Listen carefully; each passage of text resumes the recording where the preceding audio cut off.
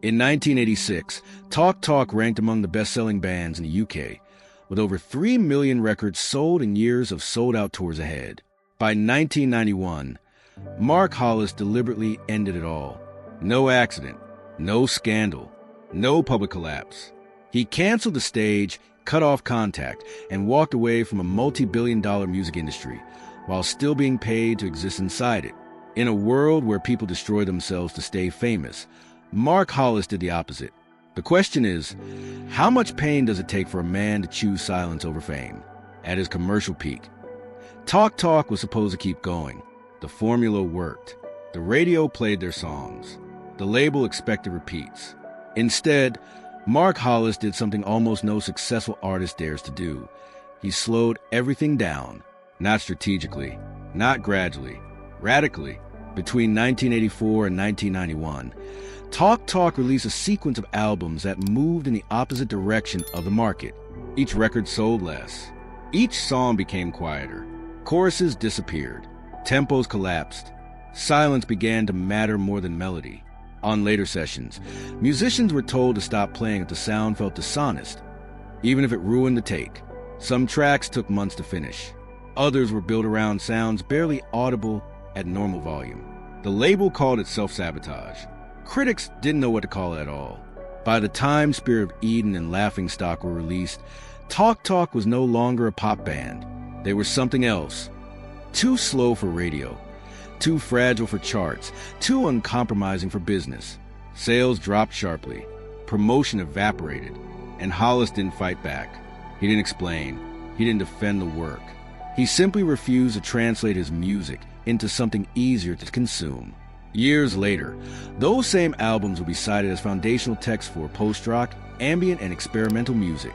Bands who never met Hollis would build entire careers on ideas he buried inside records no one wanted at the time. This is a contradiction at the center of his life. When Mark Hollis was present, the world looked away. When he disappeared, the world finally started listening. So if the music was this important, why did the man who made it choose to vanish instead of staying to receive the credit? Mark Hollis did not come from chaos. That detail matters. He was born in 1955 in London, into a middle-class household where structure existed, rules were clear, and nothing appeared visibly broken. No public trauma, no poverty narrative, no violent rupture that could later be pointed to as the obvious cause. From the outside, it was a stable beginning. Quiet streets, predictable routines, expectations that life would proceed in orderly lines. But stability can also mean containment. From an early age, Hollis showed signs of extreme inwardness. He listened more than he spoke. He reacted strongly to noise, to clutter, to excess. Music wasn't an escape from pain. It was a filter, a way to reduce the world into something manageable. Where other children sought attention, Hollis sought control over sound, over space, over silence.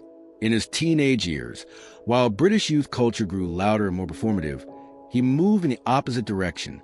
He wasn't drawn to spectacle. He was drawn to precision.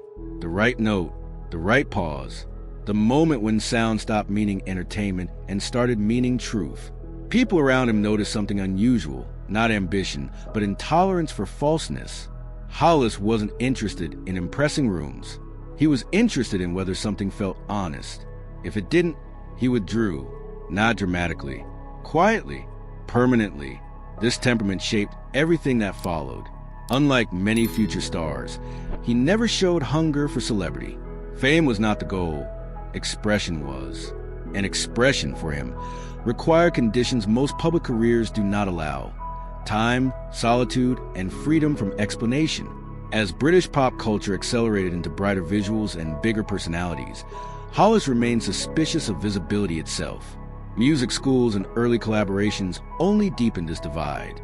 The more he learned about how the industry functioned, formats, trends, formulas, the more resistant he became to fitting inside it. Hollis didn't romanticize rebellion. He simply refused to adapt when adaptation required dilution. This created a tension that would define his life long before Talk Talk ever charted. On one side, a young man capable of crafting melodies that could reach millions. On the other, a personality fundamentally unsuited to being consumed by millions. The contradiction wasn't accidental. It was structural. Hollis didn't build emotional armor. He built boundaries. And those boundaries made him exceptionally focused, but also deeply vulnerable in environments that demanded constant exposure. Long before fame arrived, the conditions for conflict were already in place. A man who needed silence, preparing to enter a world that rewarded noise. When success finally came, it wouldn't break him suddenly. It would press against these early limits, slowly, relentlessly. And the question that would haunt everything he later made was already forming, quietly, beneath the surface. If truth can only exist in stillness, what happens when the world demands performance instead? When Mark Hollis stepped into the music industry, he didn't arrive with a manifesto. There was no declaration of rebellion, no intent to tear the system down. At first, he did what many young musicians did. He learned the rules, because learning them was the only way inside. The late 1970s and early 1980s were not kind to hesitation. British pop was efficient, visual, fast-moving. Bands were built to fit formats. Songs were timed for radio. Identities were packaged early and reinforced often. Talk Talk entered this ecosystem almost by accident, catching the wave of synth-driven pop just as it crested. Early success came quickly, too quickly. The songs worked. The sound fit. Labels understood how to sell it. And for a moment, Hollis allowed the momentum to carry him forward, not because he believed in it, but because resisting it at that stage would have meant disappearing before anyone had listened at all. This was not compromise as surrender. It was compromise as entry fee. But even in those early years, the cracks were visible. Hollis treated the studio differently from his peers. Where others aimed for polish and speed, he slowed sessions down. He questioned arrangements that felt convenient. He asked why a sound existed, not whether it would chart. Musicians noticed something unsettling. He was willing to discard perfectly usable takes if they felt emotionally false. Efficiency didn't impress him. Accuracy did. This behavior didn't read as rebellion yet. It read as meticulousness, perfectionism, artistic seriousness. Labels tolerate that, up to a point. The problem was that Hollis wasn't moving toward refinement. He was moving away from accessibility.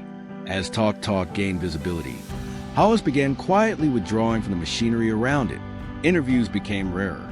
Promotional expectations were met with minimal enthusiasm. He spoke less, listened more, and spent increasing amounts of time in controlled environments. Studios, closed rooms, spaces where sound could be shaped without explanation. What began as subtle resistance gradually hardened into direction. He wasn't trying to stand out. He was trying to strip away everything that didn't feel essential.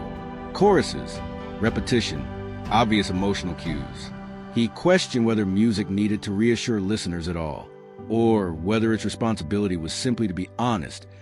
Even if honesty felt uncomfortable, the industry interpreted this as eccentricity, then as difficulty, eventually as danger. Because Hollis wasn't asking for permission. By the mid-1980s, it became clear that Talk Talk was no longer moving in parallel with the market, while contemporaries refined their sound for broader reach. Hollis was narrowing his focus, collapsing his music inward. Fewer notes, more space, longer silences, songs that didn't announce themselves. This was not a phase. It was a decision, and it marked a moment when success stopped being the destination and became the obstacle. The path Hollis was entering didn't lead toward dominance or longevity. It led toward something far riskier, art that refused to justify its own existence. The question wasn't whether the world would follow him down that path. It was whether he was prepared to walk it alone. By the mid-1980s, Mark Hollis had everything the industry defines as success. Talk Talk were no longer an emerging act. They were established, profitable, visible. Their music was everywhere, on radio rotations, television appearances, magazine covers. The machinery around them finally clicked into place. This was the moment most artists spend their lives chasing. For Hollis, it was the moment pressure became unavoidable. Success didn't arrive gently. It arrived with expectations. More singles, clearer hooks, faster turnarounds. A recognizable image that could be repeated without friction. The band was now an asset, and assets are meant to perform predictably. Every new release was measured not by its truth, but by its ability to recreate the last result. From the outside, Talk Talk looked stable. From the inside, the strain was constant. Touring schedules compressed time into repetition. Interviews demanded simplified narratives. Questions circled around image rather than intent.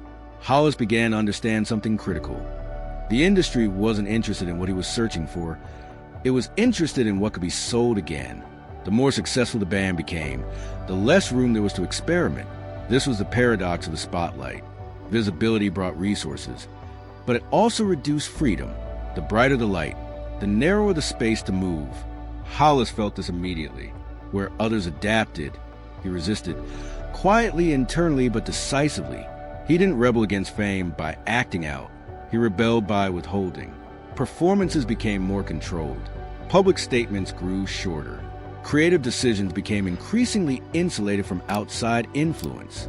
In the studio, he pushed harder against time constraints, against conventional structures, against the idea that music existed to entertain first and question later.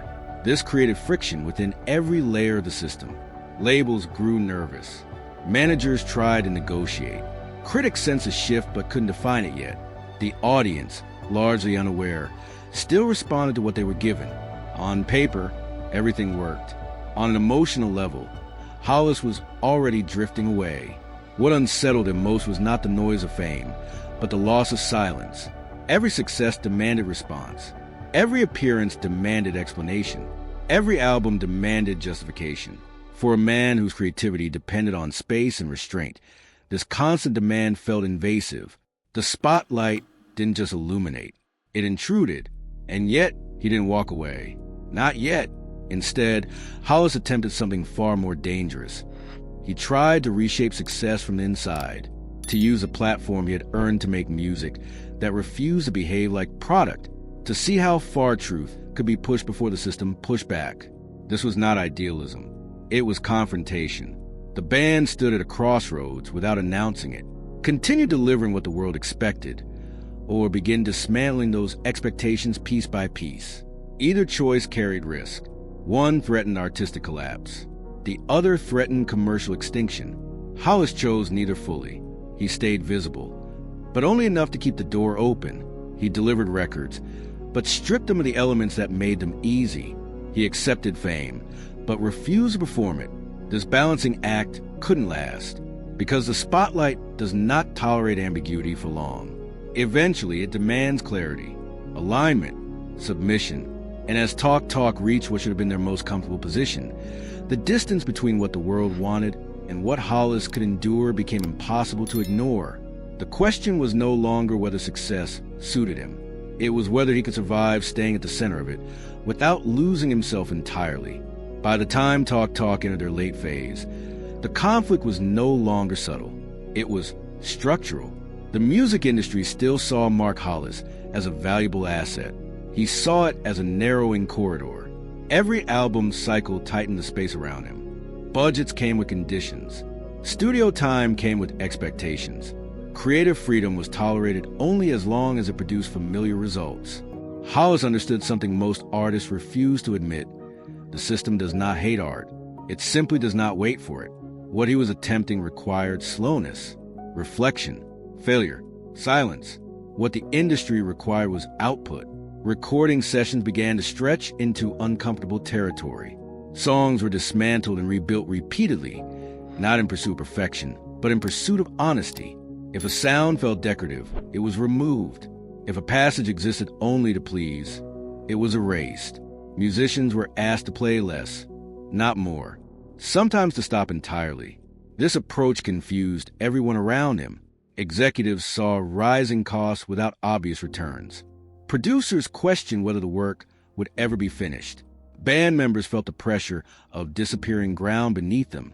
And Hollis, isolated by both temperament and responsibility, absorbed the tension without releasing it. There was no dramatic breakdown, no explosive confrontation, just accumulation. The albums that emerged from this period sounded nothing like the charts they were released into. They moved slowly. They refused hooks. They leaned into fragility. Silence was no longer absence. It was structure. These records did not compete for attention. They waited. Sales reflected the distance. Numbers dropped sharply. Promotion stalled. The industry response was quiet but decisive. This was no longer viable. Hollis did not argue. That silence was misread as indifference. In truth, it was exhaustion. The deeper crisis was not commercial failure. It was misalignment. Hollis had reached a point where continuing meant explaining himself endlessly to people who could never share his priorities. Every justification diluted the work. Every compromise left residue. Worse still, success now felt like a trap. The more influential the band became, the more visible his refusal grew. He wasn't just making difficult music. He was challenging the logic of the system itself, from inside it. And the system responded the only way it knows how, by withdrawing support. This withdrawal was not cruel. It was procedural. Less marketing, less patience, less tolerance for delays. Hollis was left with a choice that never appeared in contracts: simplify and survive, or remain honest and disappear. Internally, the toll was severe. He withdrew further. Conversations narrowed. Trust thinned. Creativity, once a refuge, became a battlefield. The studio was no longer safe. It was contested ground, where every sound carried consequence beyond itself. Yet Hollis did not retreat emotionally in the way the public expects. There was no visible despair, no confession, no public unraveling. Instead, there was a controlled collapse, a deliberate narrowing of life to only what could be defended. The outside world saw a band losing momentum. Inside, Hollis was preparing to lose something far more valuable: his place within the industry altogether. This was a moment when withdrawal stopped being an idea and became a necessity, not because he failed, but because continuing would require a version of himself he could no longer inhabit. And the most dangerous realization was this: even if the world suddenly understood the music, the damage had already been done. So the question shifted again, more final this time. If staying meant erasing himself, what was left to save? The final rupture didn't arrive as a dramatic moment. There was no announcement, no statement of principles, no public break. What ended Mark Hollis's relationship with the industry was something far quieter and far more permanent: the realization that explanation itself had become destructive. By the early 1990s, every interaction demanded translation. Why the sound? Why the silence? Why no singles? Why no tour? Each answer pulled the work further away from what was meant to be. Hollis wasn't misunderstood because he lacked clarity. He was misunderstood because the system had no language for what he valued. The more he spoke, the more the music shrank. So he stopped speaking. Inside the band, the weight was unbearable, not because of conflict, but because of inevitability. The gap between Hollis's direction and the industry's tolerance had become unbridgeable. Continuing meant dilution. Compromise wasn't adjustment anymore. It was erasure. This is where many artists collapsed publicly. Hollis did something else. He disengaged, not abruptly. Methodically, he reduced exposure, declined opportunities, allowed structures to dissolve without resistance. The machinery that once chased him slowed down, then moved on. There was no rebellion left to punish, only absence. His final works were not framed as endings, but they functioned as such: sparse, restrained, nearly invisible. Music that refused urgency, refused scale, refused a need to be heard immediately. It was as if he was testing a final question: how little can remain and still be true? The answer came at a cost. Without the industry's scaffolding, Hollis lost more than distribution and income.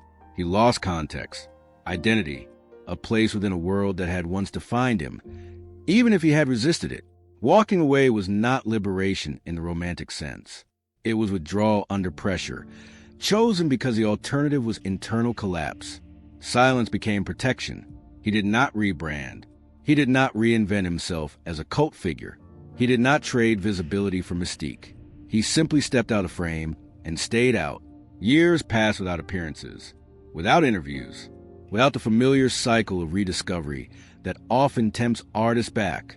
This was not a pause. It was a line crossed. And in that silence, something unsettling happened. As Hollis disappeared, the music he left behind began to grow, slowly, invisibly, reaching artists who were never part of his era, never part of his audience. The records dismissed as unviable started being described as essential, but by then, he was no longer there to receive it. The internal collapse wasn't a breakdown of mental health in the public sense. It was a collapse of alignment between who he was and what the system demanded. He survived by removing himself from the source of the pressure, even though that meant surrendering recognition, relevance, and voice. What remained was not victory or defeat. It was absence chosen over participation. And that absence would define how the world understood him far more clearly than any explanation ever could. The collapse was complete, not because everything fell apart, but because nothing could continue without becoming a lie. After the collapse, there was no return to the crossroads, only distance. For Mark Hollis, the turning point was not a single decision, but a sequence of refusals. Refusal to explain, refusal to negotiate, refusal to be pulled back into a structure that had already proven incompatible with his survival. By the early 1990s, Talk no longer existed in any meaningful sense.